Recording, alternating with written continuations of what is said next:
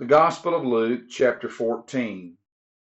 Now it happened, as he went into the house of one of the rulers of the Pharisees to eat bread on the Sabbath, that they watched him closely. And behold, there was a certain man before him who had dropsy. And Jesus answering spoke to the lawyers and Pharisees, saying, Is it lawful to heal on the Sabbath? But they kept silent. And he took him and healed him and let him go.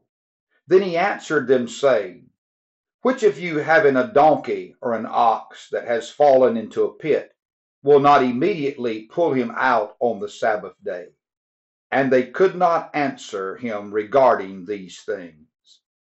So he told a parable to those who were invited, when he had noted how they chose the best places, saying to them, When you are invited by anyone to a wedding feast, do not sit down in the best place, lest one more honorable than you be invited by him.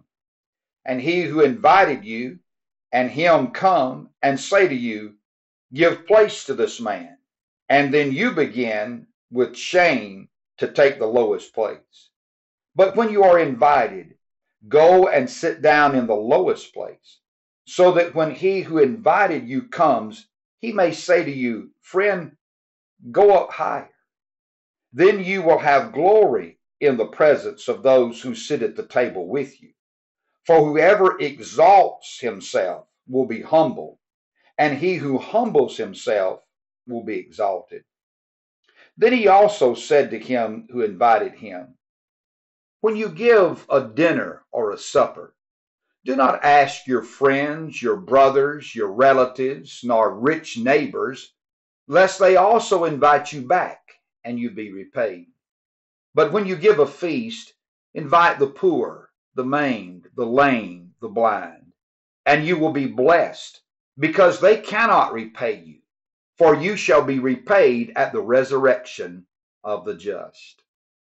Now when one of those who sat at the table with him heard these things, he said to him, Blessed is he who shall eat bread in the kingdom of God. Then he said to him, A certain man gave a great supper and invited many, and sent his servant at supper time to say to those who were invited, Come, for all things are now ready. But they all with one accord began to make excuses. The first said to him, I have bought a piece of ground, and I must go and see it. I ask you to have me excused. And another said, I have bought 5 yoke of oxen, and I am going to test them. I ask you to have me excused. Still another said, I have married a wife, and therefore I cannot come. So that servant came and reported these things to his master. Then the master of the house, being angry, said to his servant, Go out quickly into the streets and lanes of the city, and bring in here the poor, and the maimed, and the lame, and the blind. And the servant said, Master, it is done as you commanded, and still there is room.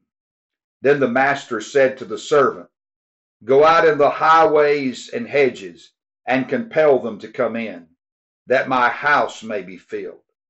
For I say to you that none of those men who were invited shall taste my supper.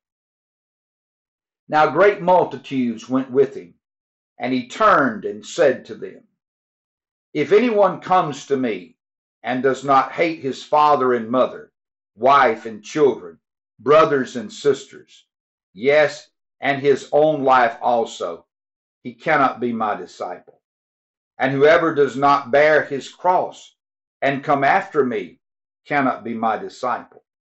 For which of you, intending to build a tower, does not sit down first and count the cost, whether he has enough to finish it, lest after he has laid the foundation and is not able to finish, all who see it begin to mock him, saying, This man began to build and was not able to finish.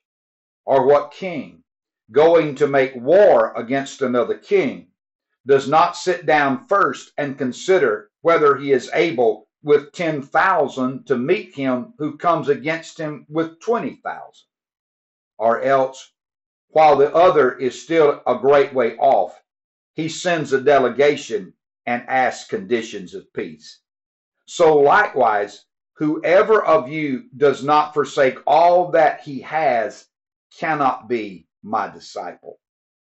Salt is good, but if the salt has lost its flavor, how shall it be seasoned? It is neither fit for the land nor for the dunghill, but men throw it out. He who has ears to hear, let him hear.